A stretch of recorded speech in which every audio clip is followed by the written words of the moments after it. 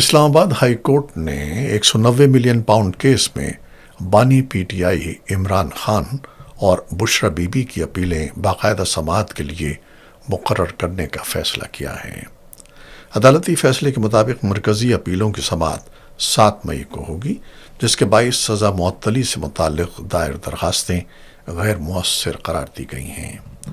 عدالت کا کہنا ہے کہ جب اصل اپیلیں سماعت کے لیے مقرر ہو جائیں تو الگ سے سزا معطلی کی درخواستوں پر کارروائی کی ضرورت باقی نہیں رہتی۔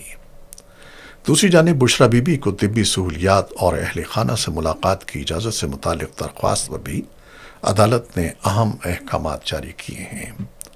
اسلام آباد ہائی کورٹ نے سپرنٹنڈنٹ اڈیالہ جیل کو ہدایت دی ہے کہ وہ 2 روز کے اندر بشرا بی بی کی بیٹی کی درخواست پر فیصلہ کریں اور اس پر وجوہات کے ساتھ باقاعدہ حکم نامہ جاری کیا جائے۔ عدالت نے جیل سپرنٹنڈنٹ کو 6 مئی کو ذاتی حیثیت میں طلب کر لیا ہے۔ سماعت کے دوران بشرا بی بی کے وکیل سلمان اکرم راجہ نے عدالت میں موقف اختیار کیا کہ درخواست جیل حکام کو کوریئر اور ذاتی طور پر بھی دی گئی ہے۔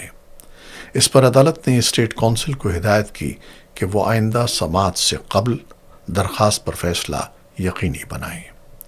وکیل نے مزید بتایا کہ بشرا بی بی کی 16 اور 17 اپریل کے درمیانی شب سرجری ہوئی تھی۔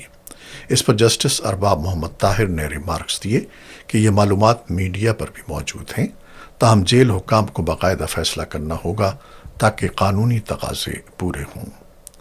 عدالت نے کیس کی مزید سماعت 6 مئی تک ملتوی کر دی۔